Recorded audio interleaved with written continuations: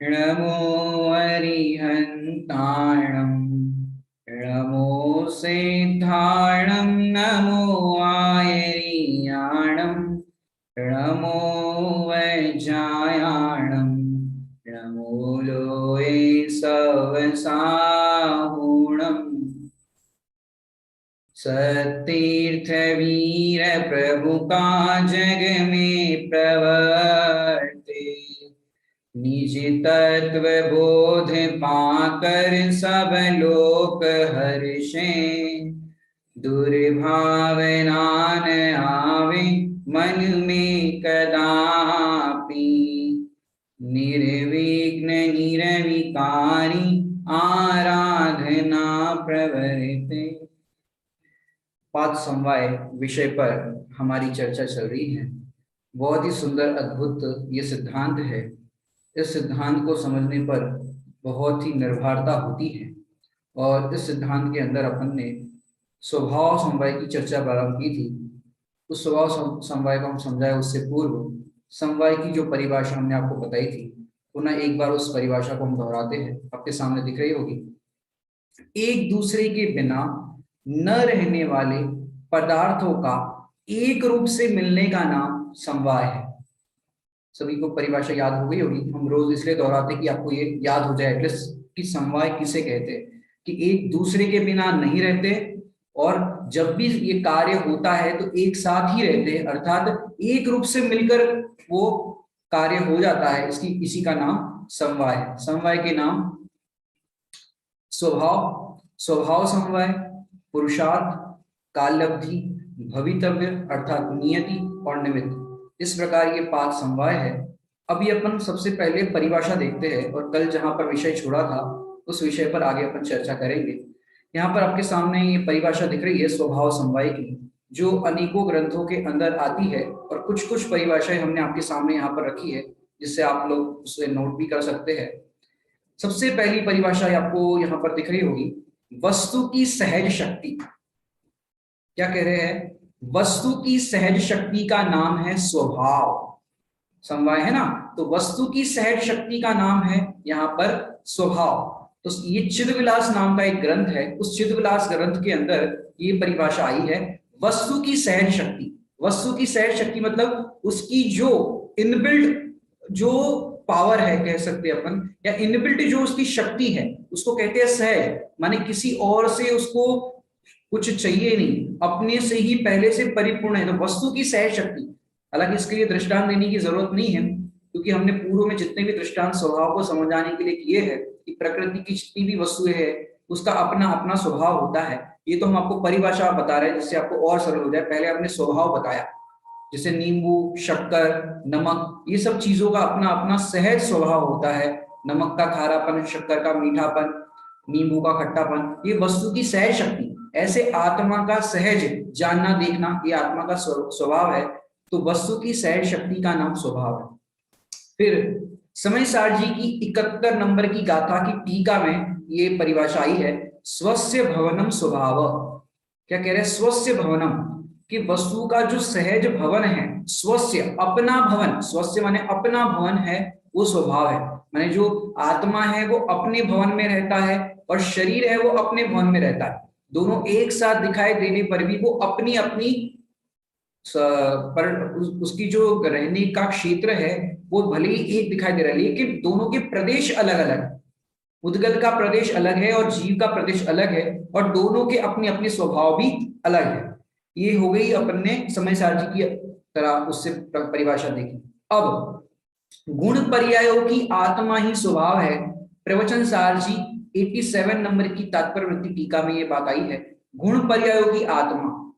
अब गुण पर्यायों की आत्मा क्या होती है?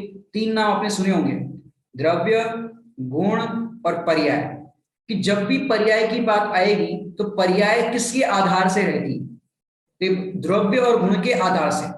जिसके पर्याय जो है अगर उसका कोई गुण ही नहीं होगा तो पर्याय कहां से होगी? और गुण कहां पर रहते हैं? द्रव्य में रहते हैं। तो द्रव्य और गुण के बिना पर्याय नहीं होती और पर्याय होती है तो द्रव्य गुण अवश्य होते हैं। तो गुण पर्यायों की आत्मा माने गुण और पर्यायों का आधार देखा जाए तो द्रव्य है, कि द्रव्य के बल पर वो होता है, और ये वस्तु का स्वभाव है।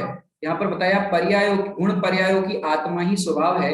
ये अपन ने प्रवचन सारजी के अंदर इसमें ज्यादा डिटेल में नहीं जाते, यहाँ पर तो अपने को स्वभाव समझना है कि ये अनेकों ग्रंथों के अंदर स्वभाव की चर्चा आती है।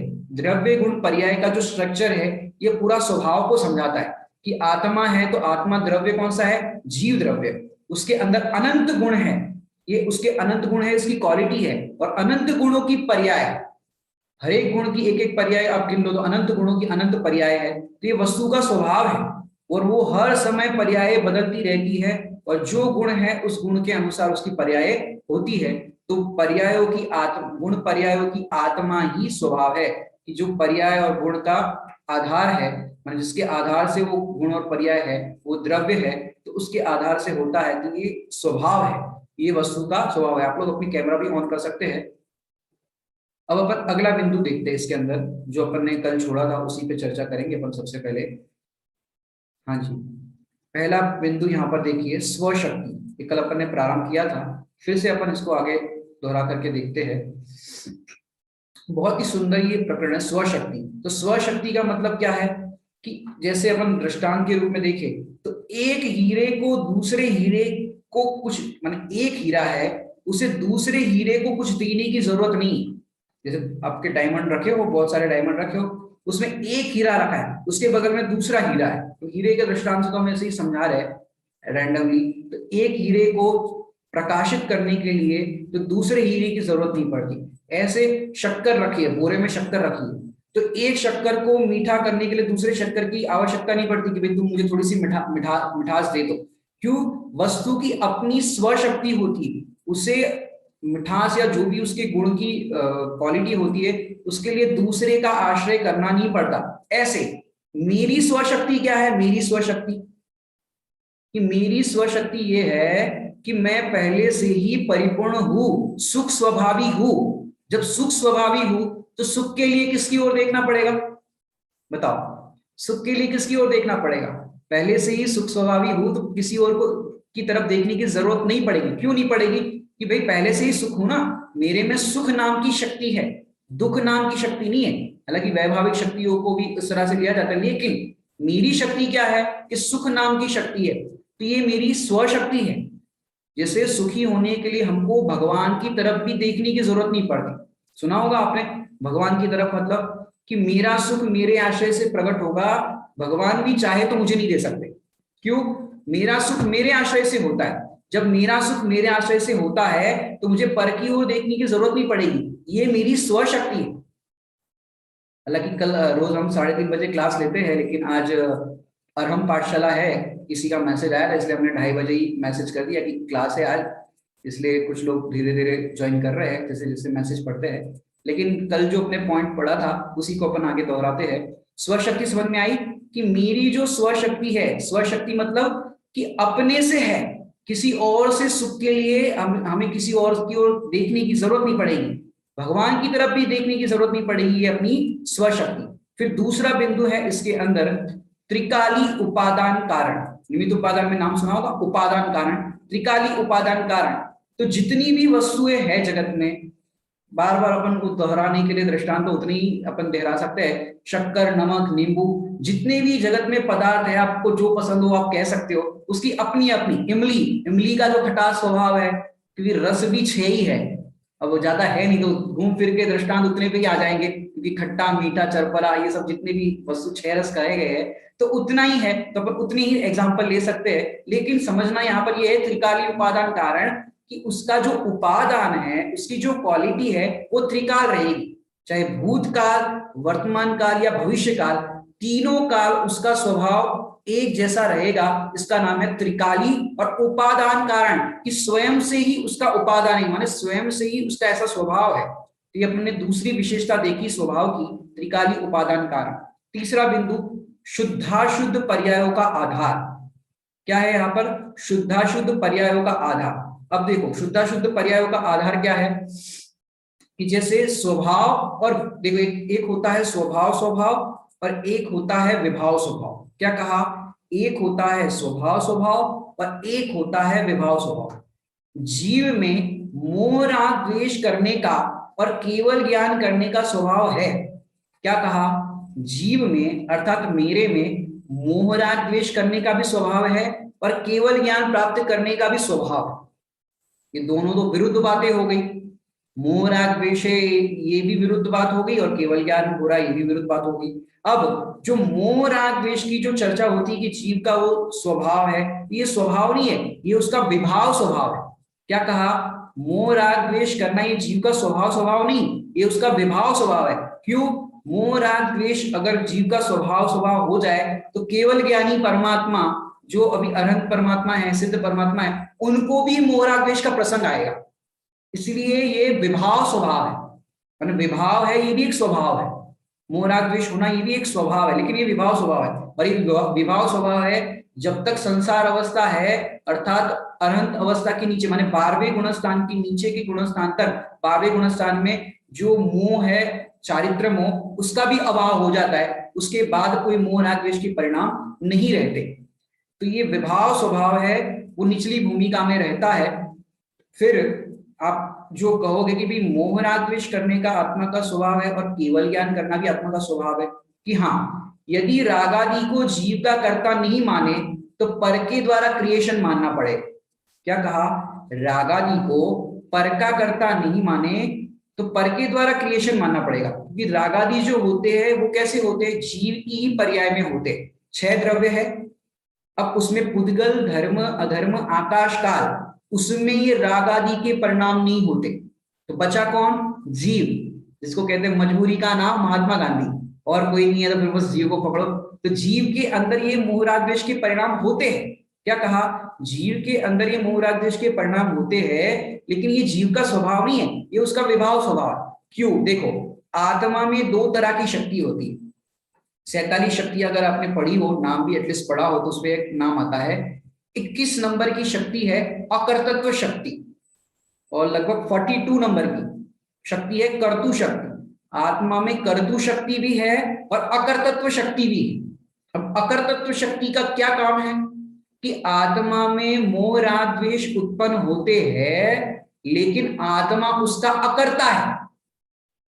इसलिए आत्मा के अंदर जो शक्ति बताई है अकर्तृत्व शक्ति, और आत्मा के अंदर जो शुद्ध पर्याय होती है, निर्मल पर्याय होती है, जिसके अपन कहते हैं सम्यक दर्शन, सम्यक ज्ञान, सम्यक चारित्र, केवल ज्ञान, ये शुद्ध पर्याय है। तो ये आत्मा उसका कर्ता है। क्यों? ये जो पुरुषार्थ कहो या सामर्थ्य कहो, जीव के अंदर ही है शुद्ध पर्याय को प्रकट करने की, इसलिए जीव उसका कर्ता है। और 5 द्रव्य कर्ता नहीं है मोह राग द्वेष करने के लिए, इसलिए जीव को उसका कर्ता कहा। लेकिन वो कौन सा कर्ता कहा? विभाव स्वभाव, वो अकर्तत्व नाम की शक्ति। आत्मा विभाव वास्तव में कर नहीं सकता, विभाव कर नहीं सकता, लेकिन उसको कहा जाता, और नहीं करते इसलिए आत्मा को कहा जाता है कि भाई ये जीव ने किए, लेकिन ये उसका स्वभाव नहीं है। तो ये अकर्तत्व नाम की शक्ति, आत्मा में अकर्तत्व नाम की भी शक्ति है और कर्तत्व नाम की शक्ति है। यदि फिर विकारी पर्याय करे तो जीव ही करे। क्या कहा? विकारी पर्याय करे तो जीव ही करे। क्यों? जीव विकार करता नहीं है, जीव विकार करता नहीं है, फिर भी उसको कर्ता कहने में आता है। इसको कहते हैं स्याद्वाद। स्याद्वाद समझते हो? किसी अपेक्षा से करता है और किसी अपेक्षा से करता नहीं। ये पॉइंट क्लियर हुआ आप लोगों को? क्या बताया? आत्मा मोह राग द्वेष का करता है। क्यों है? कि अन्य 5 द्रव्य कर्ता नहीं हो सकते, उसमें वैसी सामर्थ्य नहीं, इसलिए जीव को कर्ता कहा। लेकिन वो कर्ता इसलिए नहीं कहा कि भाई उसका वास्तविक कर्ता है, लेकिन उसकी एक समय की पर्याय में ये परिणाम होते हैं, इसलिए उसका कर्ता कहा। लेकिन वास्तव में जीव को परिणाम करने के लिए असमर्थ है। तो ये अकर्तत्व नाम की शक्ति, कि आत्मा विभाव परिणामों का अकर्ता है, इसलिए अकर्तत्व नाम की शक्ति। और निर्मल पर्याय जो शुद्ध पर्याय है, उसके करने का कर्ता है सम्यक दर्शन, सम्यक ज्ञान, सम्यक चारित्र, केवल ज्ञान। इसको कहते हैं निर्मल पर्याय, इसको कहते हैं शुद्ध पर्याय, इसलिए जीव उसका करता है। इसलिए कहते हैं कर्तु नाम की शक्ति, कि आत्मा करे तो सिर्फ अपनी निर्मल पर्याय का करता है, मोह राग द्वेष आदि का करता नहीं है। तो ये शुद्धाशुद्ध पर्यायों का आधार ये पॉइंट हुआ। अब अगली विशेषता देखते हैं, असमर्थ उपादान कारण। क्या लिखा है? असमर्थ उपादान कारण। असमर्थ उपादान कारण मतलब जैसे दूध को मीठा करने के लिए शक्कर अनिवार्य है, नहीं तो दूध मीठा करने में हम असमर्थ हैं। सुनाई बात, दूध को मीठा करने के लिए उसका उपादान कारण कौन सा है कि शक्कर ही है, उसके अलावा और कोई नहीं है, हम असमर्थ है, इसको कहते हैं असमर्थ उपादान कारण। जैसे भिखारी को 1 करोड़ रुपए का चेक दिया मोदी जी ने, अब मोदी जी ने 1 करोड़ का चेक तो दिया, लेकिन उसका ज्ञान नहीं होने से कि भाई इसको चेक बोलते हैं और ये 1 करोड़ का है, बैंक में जमा कराएंगे, अकाउंट्स खोलेंगे, उसमें चेक जमा कराएंगे तो 1 करोड़ रुपए की प्राप्ति होगी। लेकिन उस भिखारी को उस 1 करोड़ के चेक का ज्ञान ही नहीं है कि इसकी ये महिमा होती है, इसका ये होता है। ऐसे ही हमको अपने आत्मा को जाने बिना भगवान पना प्रकट होना असंभव है, ये असमर्थ है। क्यों असमर्थ है कि अपना कल्याण अपने आश्रय से होता है ये हमें खबर ही नहीं, इसलिए हम नाना प्रकार के व्रत आदि कहो या और कोई तपस्या कहो, इसके माध्यम से सुखी होना चाहते हैं, तो कह रहे वो उपाय ही नहीं तेरे सुखी होने का, इसलिए कह रहे असमर्थ है। जैसे एक बहुत सुंदर दृष्टांत देता हूँ, आदरणीय भाई साहब सुमंत प्रकाश जी भाई साहब देते हैं कि एक व्यक्ति कलकत्ता गया और कलकत्ता से 3 दिन का सफर करके आया, क्योंकि समझो कोई मुंबई रहता है तो मुंबई से कलकत्ता बहुत दूर है, और वहां से 3 दिन बाद आया ट्रेन के सफर से, और उसमें भी उसका रिजर्वेशन हुआ नहीं था, तो जैसे तैसे वो वेटिंग टिकट लेकर के जनरल में जैसे तैसे वो आया, और इतना थक गया था वो कि भाई उसको इतनी नींद आ रही थी, सवेरे सवेरे समझो 3-4 बजे आया, दरवाजा खटखटाया, दरवाजा खुला और पत्नी ने उसको हाथ मुंह धुला करके सब सामान ये करके और फ्रेश होकर के सीधा सो गया, क्यों नींद पूरी नहीं हुई थी। अब उसको ठंड के दिन थे, सर्दियों के दिन थे, अब 3 कंबल उड़ाए, कंबल तो समझते हो जिसपे बल कम होता है उसको कहते हैं कंबल, अब 3 कंबल उड़ाए। अब 3 कंबल उड़ाने के बाद वो जो पति था, रोज तो ऐसे 7-8 बजे उठ के मंदिर जाते, प्रसाद करते, पूजन करते और जो भी दैनिक कार्य होते हैं वो सब करते, लेकिन समझो 7 बजे पत्नी ने एक बार आवाज लगाई, जी सुनते हो, उठ जाओ 7 बज गए। पति को जगाया लेकिन वो जगे नहीं, पत्नी ने सोचा कि भाई लंबा सफर करके आए हैं, थके होंगे, आधे घंटे बाद उठाते, 7:30 बजे जगाया फिर भी नहीं उठे, 8 बजे उठाया फिर भी नहीं उठे, 9 बज गए और तो और 10 बजे, और पत्नी ने सोचा कि कम से कम हिला करके तो देखे क्या हो गया, आए हैं तब से जरा से हिले नहीं डुले नहीं, एक ही पोजीशन में कंबल ओढ़ के सोए, क्योंकि आपने देखा होगा सर्दियों के दिनों में अपन पैरों के नीचे भी कंबल एकदम ये कर लेते हैं और सिर पे भी ऐसे ओढ़ लेते हैं सर्दियों में, इतनी ठंड लगती है। अब क्या हुआ कि पति को हिलाया डुलाया, पति हिलने को ही तैयार नहीं, ऐसी गहरी नींद, तो ऐसी गहरी नींद में पति सोए थे, तो पत्नी को लगा ये तो ऊपर चले गए, और उसने तो हिला डुला के चेक किया लेकिन पति तो उठे ही नहीं। अब वो हिला डुला के चेक करने पर भी उठे नहीं, तो अपनी चूड़ियां तोड़ने लगी, वो फिल्मी ड्रामा चूड़ियां तोड़ने लगी, अरे वो चले गए, पड़ोस वाले आए वो भी रोने लग गए, उसको सांत्वना देने लग गए, फिर पुरुष वर्ग आए तो उसने कहा कि चलो भाई लकड़ियां ले आओ, नाना प्रकार से इस तरह से उन्होंने प्रयास किया कि भाई अब ये कर लो। अब इतना सब कुछ करने पर भी हुआ क्या कि इतना सब कुछ करने पर भी हुआ क्या कि पति तो उठे नहीं, और फिर उनको लगा कि ये तो चल बसे, और जैसे उठा करके लेके जाने वाले थे सब पुरुष वर्ग मिलकर के कि भाई ये तो मर गए, उठा के लेके जाने वाले थे, उतने में वो तो जग गए, बहुत सारा हल्ला हो गया, इतना हो गया तो वो तो जग गए, सब लोग बाकी लोग भी भग गए, भैया भूत भूत भूत, ये तो जिंदा हो गए जिंदा हो गए। अब इतना सब कुछ हुआ, अब पति जैसे ही, अब फिर पत्नी ने सोचा कि मेरे से तो गड़बड़ नहीं हो गई, और फिर कुछ लोग रुक भी गए मध्यस्थ थे कि भैया भूत भूत कुछ होता नहीं, और इतनी देर से जग नहीं रहे थे, हो सकता है बेहोश हो गए कुछ भी हो।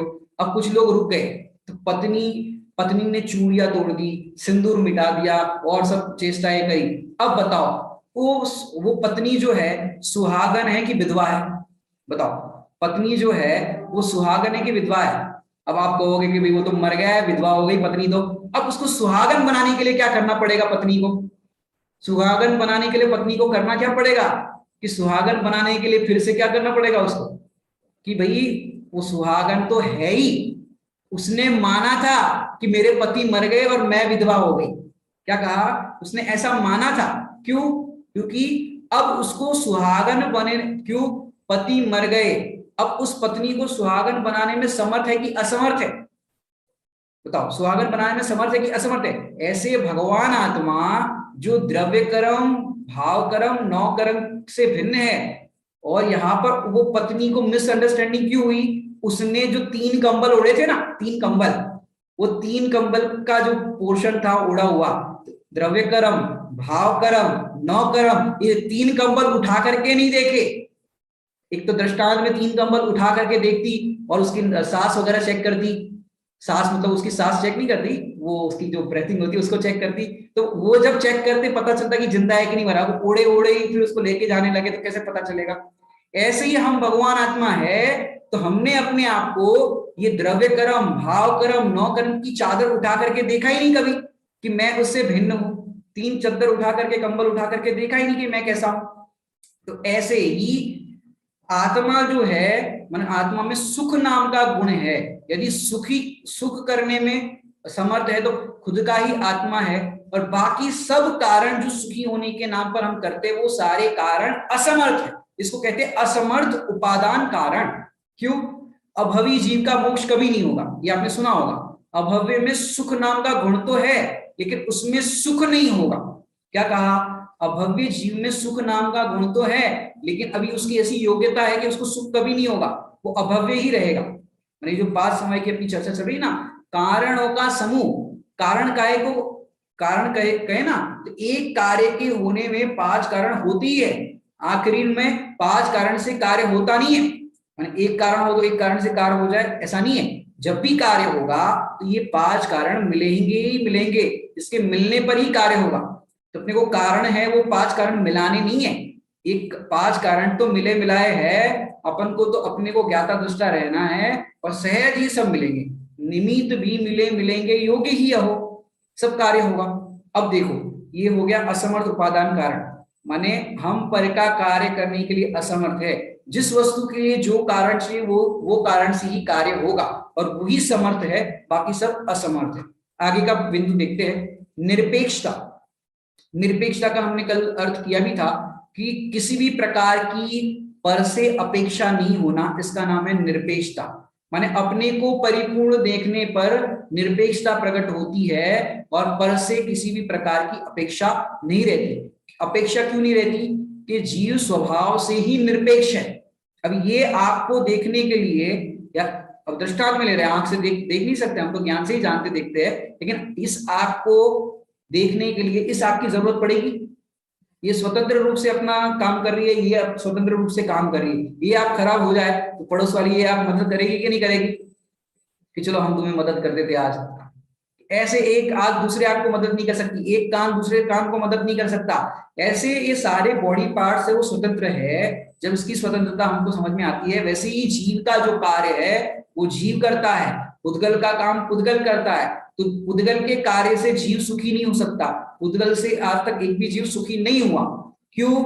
हमें उसकी आवश्यकता ही नहीं सुखी होने के लिए। अरे पूर्णता पाने में इसकी क्या है आवश्यकता, पर की क्या है आवश्यकता? तो ये निरपेक्षता।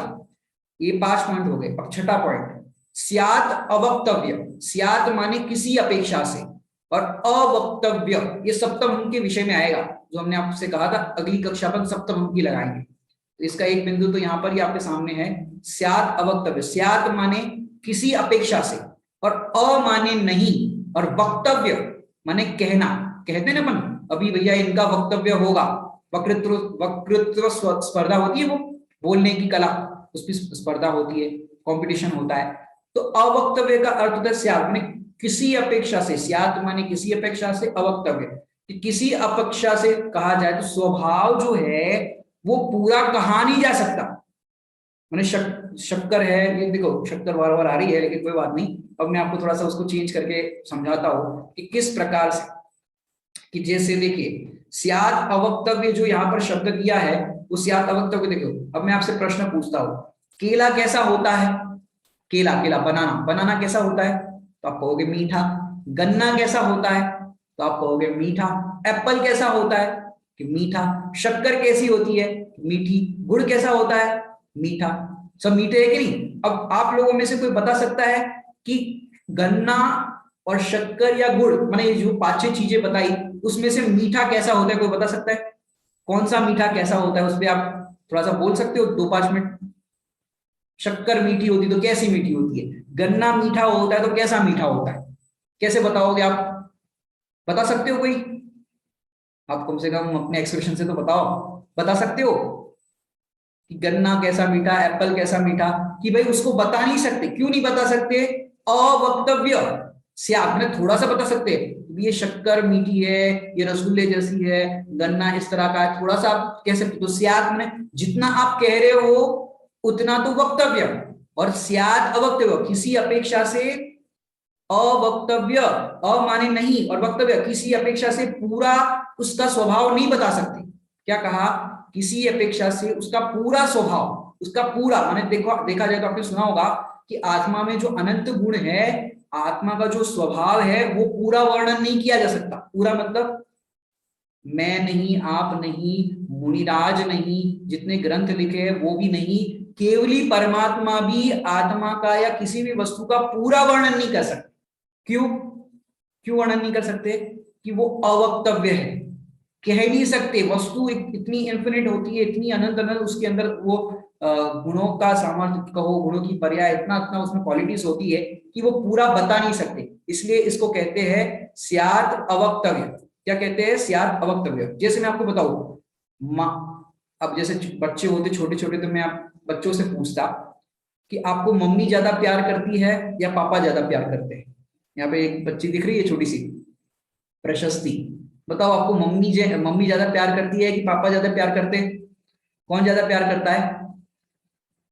अब बताओगे कौन ज्यादा प्यार करता है? ज्यादा प्रशस्ति बताओगे?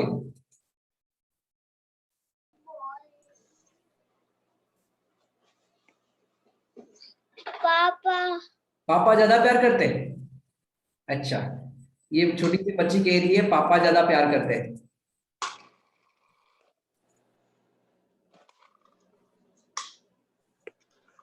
अब ये कह रही है पापा ज्यादा प्यार करते हैं।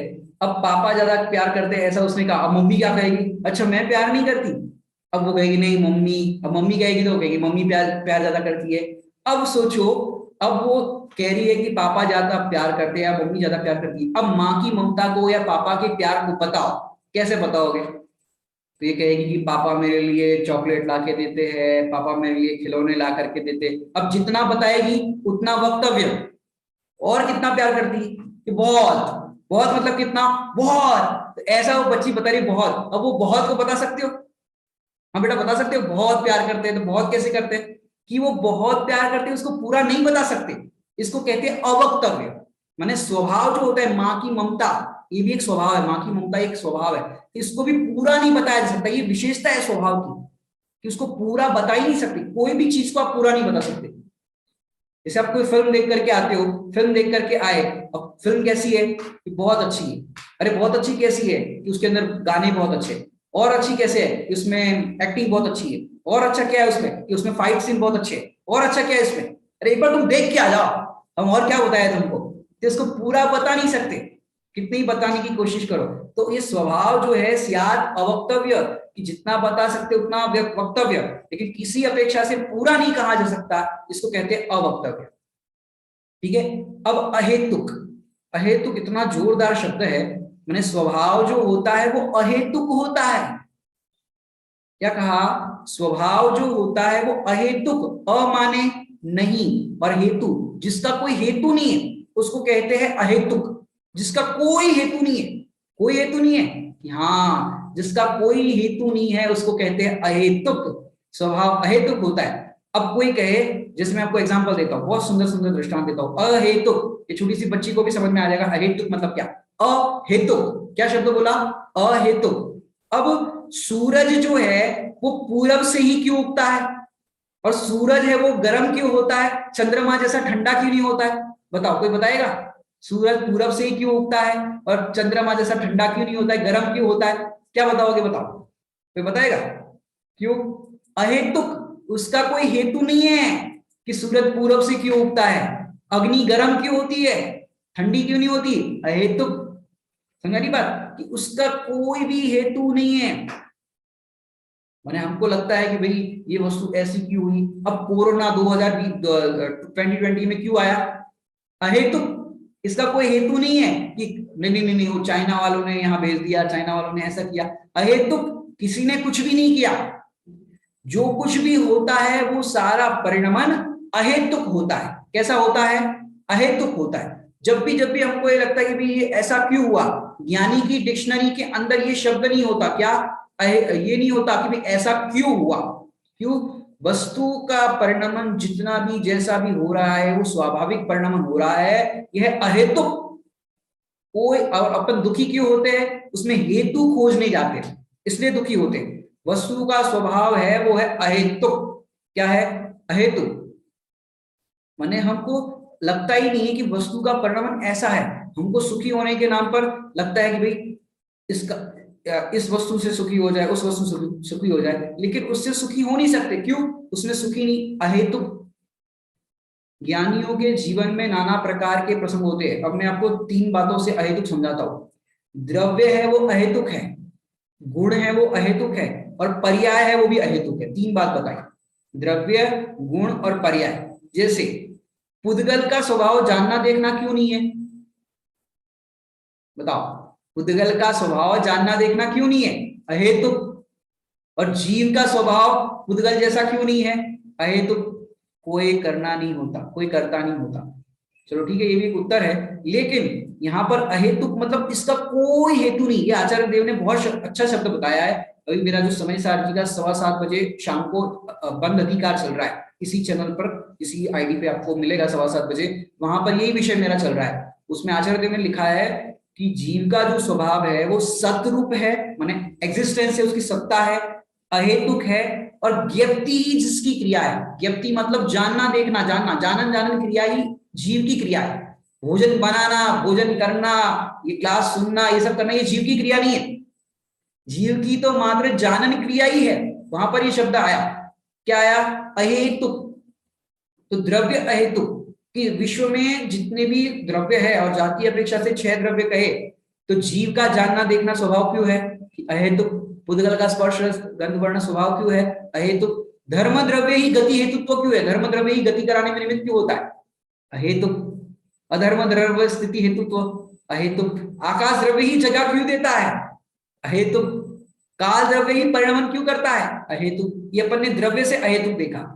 गुण से अहेतुक देखो, गुण से, आत्मा में गुण, आत्मा में सुख नाम का गुण है, दर्शन नाम का गुण है, ज्ञान नाम का गुण है, ये तो आत्मा के गुण है। आत्मा में रस नाम का गुण है कि नहीं है, क्या आत्मा में रस नाम का गुण नहीं है, क्यों, क्यों नहीं है, आत्मा में रस नाम का गुण क्यों नहीं है, अहेतुक। समझे बात, कभी भी कोई भी प्रॉब्लम हो, कोई भी हो, अहेतुक। हम तुमको इतना समझा रहे हैं, फिर जैसे मम्मी बच्चों को समझाते हैं, चलो एग्जाम आ रही है, पढ़ाई करो, ये करो, वो करो। अब बच्चा नहीं समझ रहा है, कितना समझा समझा के इसको थक गए, ये समझता ही नहीं है, अहेतुक। पति पत्नी से परेशान, पत्नी पति से परेशान, ये समझते ही नहीं है कि उसके समझने की योग्यता भी नहीं आई है, अहेतुक। क्यों नहीं समझ रहे, अहेतुक। हर परिस्थिति में अगर आपको ये अहेतुक लगाना आ जाए, तो आपकी जितनी भी प्रॉब्लम है, वो सारी प्रॉब्लम इससे समाधान इसका हो जाएगा। क्यों, सभी वस्तुएं अहेतुक है। गुण, आत्मा में ज्ञान गुण ही क्यों है, आत्मा में गर्म नाम का गुण क्यों नहीं है, उष्णता नाम का गुण क्यों नहीं है, सर्दी नाम का गुण क्यों नहीं है, अहेतुक। हर एक वस्तु में जो भी जैसा भी परिणाम है, अहेतुक। अभी हमारी भर जवानी के अंदर सफेद बाल क्यों हो गए, अब जिसके बाद सफेद हो जाते हैं, वो टेंशन में आ जाते हैं कि हमारे बाल सफेद हो गए, क्या करें, अहेतुक। और किसी के तो बाल ही चले गए, बाल उड़ गए, आजकल बाल उड़ने की बहुत बीमारियां हो रही, सबको बाल उड़ जाते हैं, तो बाल क्यों उड़ गए, अहेतुक। हर परिस्थिति में आप ये लगाना सीख जाओ, चेहरे पर ये झुर्रियां क्यों आ गई, अहेतुक। इसका कोई हेतु नहीं है कि नहीं नहीं नहीं, नहीं हम आंखों के नंबर बढ़ गए या चश्मा आ गया, इसका क्या हेतु है कि भाई हम ऐसा करते हैं, कंप्यूटर पे ज्यादा काम करते हैं, इसमें काम करते हैं, इसके कारण हमारे नंबर बढ़ गए, अरे अहेतुक। इसका कोई हेतु नहीं है। हम हेतु खोजने जाएंगे तो दुखी होंगे। पुराण से थोड़ा सा देखते हैं, पर्याय भी अहेतुक है। ये अपन ने द्रव्य देखा, गुण देखा, अब पर्याय को देखते हैं। पर्याय भी अहेतुक है। आपने अगर पुराण की कथाएं पढ़ी हो, तो पवन जय ने अंजना सती से 22 साल तक कोई भी कॉन्वर्सेशन नहीं किया था। शादी तो कर ली, लेकिन 22 साल तक बात नहीं की थी। बताओ क्यों नहीं की थी, तो बताएगा क्यों नहीं की थी 22 साल तक बात। अब आप वो पुराण के पूर्व भाव की घटना लाओगे कि उसने 22 पूर्व भाव के अंदर अंजना सती ने 22 घड़ी के लिए वो प्रतिमा जी छुपा दी थी, इस कारण से ऐसा हुआ, अरे अहेतुक। इसका कोई हेतु नहीं है। यदि पुराण में पूर्व भाव, क्योंकि देखो कितनी ही घटनाएं ऐसी होती है कि इसका पूर्व भाव अपन देखने जाओ तो कहीं पर उसका पूर्व भाव का रिलेशन दिखता ही नहीं है, इसने ऐसा क्यों किया। तो ऐसा पूरा दिखता ही नहीं, फिर भी उसका होता है। तो ये जो भी होता है वो है अहेतुक। क्या होता है? अहेतुक। इसका कोई हेतु नहीं है कि इसके साथ ऐसा क्यों हुआ। तो हमको भी जब भी ऐसा हो कि मैं अपनी देवरानी को इतना अच्छा रखती हूँ, मैं सास को इतना अच्छा रखती हूँ, फिर भी मेरे से ये लड़ते रहते हैं, झगड़ते रहते हैं, हम जब भी किसी का अच्छा करना चाहते हैं तो अच्छा करते हैं, लेकिन ये सामने वाले हमारे साथ रिवॉर्ड में बहुत बुरा व्यवहार करते हैं। जब भी हमको जरूरत पड़ती है तो कोई हमारे घर पे आता नहीं है, जरूरत पड़ने पर कोई फोन तक नहीं करता। और ये हमके घर पे कभी जरूरत पड़ जाए, उनकी कभी मदद हो जाए तो हम पहुंच जाते हैं। रात को 12 बजे भी हमको जरूरत पड़ी थी उनकी, तो वो हम उनके यहाँ पहुंच गए थे। और हमारे यहाँ जरूरत पड़ी तो दिन में भी नहीं आए वो। अभी ऐसे कोरोना के काल में हमको जरा सा बुखार आ गया तो सब 10 लोगों के फोन आ गए, ये तो हमारे पड़ोस में रहते हैं, फिर भी खबर देखने के लिए नहीं आए। अब बताओ उस टाइम पे आपको कैसा लगता है? उस टाइम पे लगता है कि भाई पड़ोस में रहते, कम से कम मिलने नहीं आए, फोन तो कर लेते, एक सहानुभूति के लिए तो बोल देते कि भाई कैसा है, ठीक हो जाएगा, चिंता मत करो, ऐसा तो कह रहे थे। कई बार अपने को ऐसा ऐसा विकल्प आते हैं कि सहानुभूति तो दे देते, कम से कम सिंपैथी तो कर लेते। बड़े पंडित साहब के पास, अपन जो मंगलाचरण पढ़ते हैं ना, बाल ब्रह्मचारी रविंद्र जी आत्मा, पंडित साहब के पास लोग आते हैं और अपनी अपनी बात बताते हैं। तो एक व्यक्ति ने अपनी बात पूरी बताई और फिर कहा, पंडित साहब हम तो पत्नी से परेशान, बीवी से इससे परेशान, उससे परेशान, पूरी अपनी रामायण सुनाई। और कहा पंडित साहब उन्होंने सहानुभूति तक नहीं दी। तो पंडित साहब ने तुरंत कहा, तुम्हें सहानुभूति की नहीं स्वानुभूति की जरूरत है। क्या कहा? सहानुभूति की नहीं स्वानुभूति, आत्मा के अनुभूति की जरूरत है। यदि आत्मा की अनुभूति करते तो तुम्हें पर की सहाय की चाह नहीं होती, दुखी नहीं होते। और जो कुछ भी हो रहा है ये अहेतुक है, इसमें कोई हेतु खोजने की जरूरत नहीं। ये तो अपन ने अहेतुक को पढ़ा, इसमें अहेतुक का तो बहुत विस्तार है, यदि करें तो 1 घंटा भी हमको कम पड़ सकता है। प्रत्येक वस्तु का स्वभाव जो है वो अहेतुक है, हेतु नहीं खोजना है। जो भी जैसा है, मैंने अभी जो हमने दृष्टांत दिए, केला मीठा क्यों होता है, गन्ना मीठा क्यों होता है, नमक खट्टा खारा क्यों होता है, ये जितनी भी चीजें हैं वस्तु की, जितना भी आपको दिखाई देता है, ये सारी चीजें अहेतुक है, कोई हेतु नहीं है।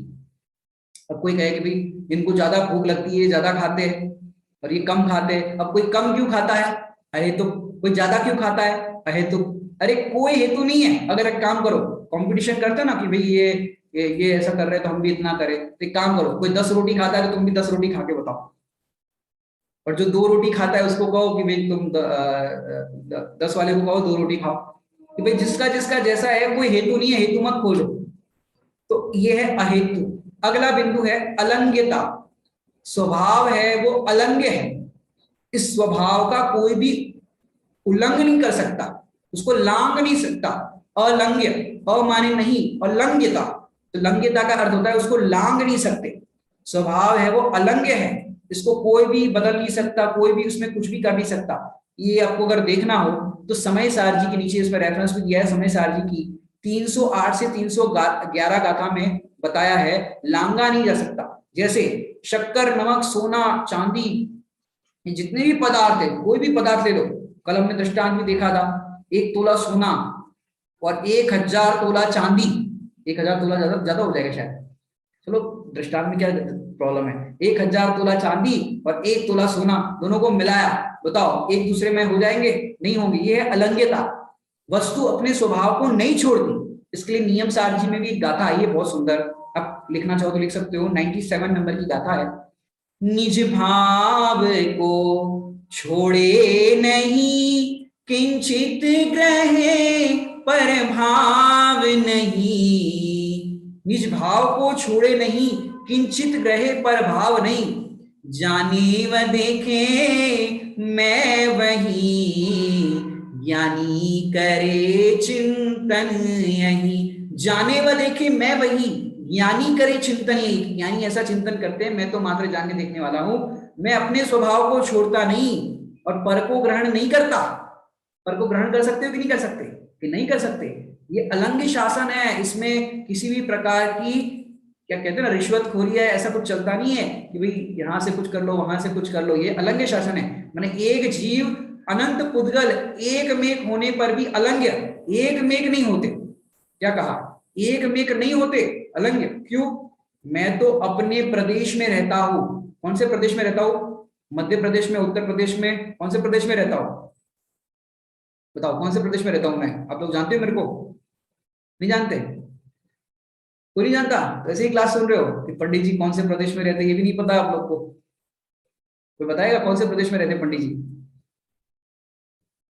किसी को पता ही नहीं है। इतने सारे लोग हैं यहाँ पर क्लास सुन रहे हैं कि पंडित जी कौन से प्रदेश में रहते हैं। अच्छा, किसी ने लिखा है आत्म प्रदेश में। आत्म प्रदेश में रहते हैं, बहुत सुंदर उत्तर। क्यों? मैं तो अपने आत्म प्रदेश में रहता हूँ। ये बाहर से ये सब कहते हैं, व्यवहार से सब कहा जाता है ये मध्य प्रदेश उत्तर प्रदेश, मैं उस प्रदेश में नहीं रहता। मैं जिस घर में रहता हूं उस घर में भी नहीं रहता। क्यों? मेरा प्रदेश ही अलग है। कि जैसे अब देखो, मैं आपको बताऊं कैसे प्रदेश में रहता हूं। कि जैसे मच्छर जाली होती है, मच्छर जाली, आजकल मच्छर बढ़ गए हैं। मच्छर जाली जो होती है, मच्छर जाली के अंदर सफेद रंग की मच्छर जाली, और मैं उसके अंदर बैठा हूं, समझो। अब चारों, या आप बैठे हो आप अपना लगा दो। अब सफेद कलर की मच्छर जाली, आप उसके अंदर हो, और बाहर इतने मच्छर है, हजारों लाखों करोड़ों मच्छर, और पूरी सफेद रंग की मच्छर जाली काली हो गई। बताओ आपको नींद आएगी कि नहीं आएगी? सफेद रंग की मच्छर जाली काले रंग की हो गई, इतने सारे मच्छर, पूरा कमरा, पूरी मच्छर जाली काले काले मच्छरों से भर गई। बताओ नींद आएगी? नहीं आएगी ना? प्रशस्ति कह रही है नींद नहीं आएगी, ये छोटी सी बच्ची कह रही है नींद नहीं आएगी। बताओ नींद आएगी कि नहीं आएगी? क्यों नहीं आएगी? क्योंकि मच्छर है, इतने सारे मॉस्किटो काटेंगे हमको, बाइट करेंगे, नींद नहीं आएगी। लेकिन जरा विचार करो, आप कहां पर हो? कि मच्छर जाली के अंदर, और मच्छर कहाँ है? मच्छर जाली के बाहर। सुन रही बात? ऐसे मैं अपने प्रदेश में रहता हूं। कौन सा प्रदेश? जो भी बताया ना, आत्म प्रदेश, चैतन्य प्रदेश, पंडित साहब की एक रचना में आता है।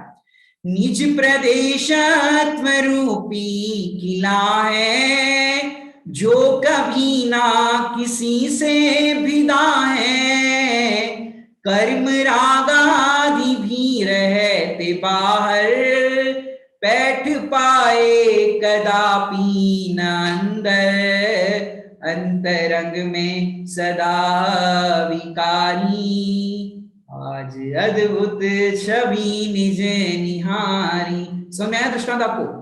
कि जिस प्रकार मच्छर जाली के अंदर बैठने वाले व्यक्ति को मच्छर छूते तक नहीं, वो बाहर बाहर है मच्छर जाली के, ऐसे में अपने चैतन्य प्रदेश में रहता हूं। ये शरीर है वो आत्म प्रदेश के बाहर है। मोह राग द्वेष कर्म कषाय ये आत्म प्रदेश के बाहर है, ये मुझे छूते तक नहीं है। क्यों? अलंग्यता। ये कर्म शरीर रागादि ये मुझे छू नहीं सकते, मैं उनको छू नहीं सकता। ये अलंग्य शासन है, ये अलंग्यता है। ये हाथ इस हाथ को छू नहीं सकता, ये भी अलंग्यता है, वस्तु स्वरूप की अलंग्यता है। जो हमने चार अभाव की कक्षा पढ़ाई थी, उस चार अभाव की कक्षा में बताया था। ये हाथ इस हाथ को टच नहीं करता, पुरुष स्त्री को कहां से टच करेगा? ये अलंग्यता है। ये अलंग्यता हमें समझ में आनी चाहिए। क्यों? ये स्वभाव है, ये स्वभाव है। अभी अपना शायद समय हो गया है, आपकी 3:30 बजे क्लास भी है परम पाठशाला की, तो अभी हम यहीं पर विराम लेंगे। इसकी अगली चर्चा अपन कल करेंगे। ये आपके सामने तो अभी मैं बता ही देता हूँ, ज्यादा इसमें विलंब नहीं होगा, 2 मिनट में बता दूंगा। स्वभाव समवाय ये अपना जो चल रहा है, उसके अंदर विषय सामग्री क्या है, हालांकि इसमें समय लग जाएगा, पहले ही पॉइंट में बहुत समय लग सकता है, दृष्टांत है, तो कोई बात नहीं, नाम ही पढ़ लो कम से कम। स्वभाव समवाय विषय सामग्री, स्वद्रव्य क्षेत्र भाव और उपादान ये विषय सामग्री है। हेगे उपादेय में ये स्वभाव जो है वो है आश्रय योग्य उपादेय, अपना आत्मा है, आत्मा है वो आश्रय योग्य उपादेय है, आत्मा का आश्रय करने योग्य है। फलितार्थ सुख दुख प्रकट अर्थात दूर करने का समवाय बाहर नहीं है, ये अपन कल पढ़ेंगे। स्वभाव समवाय की ये विषय सामग्री, हेगे उपादेय और फलितार्थ। अभी का यहाँ समय हो गया है। ओम नमः सिद्धेभ्य।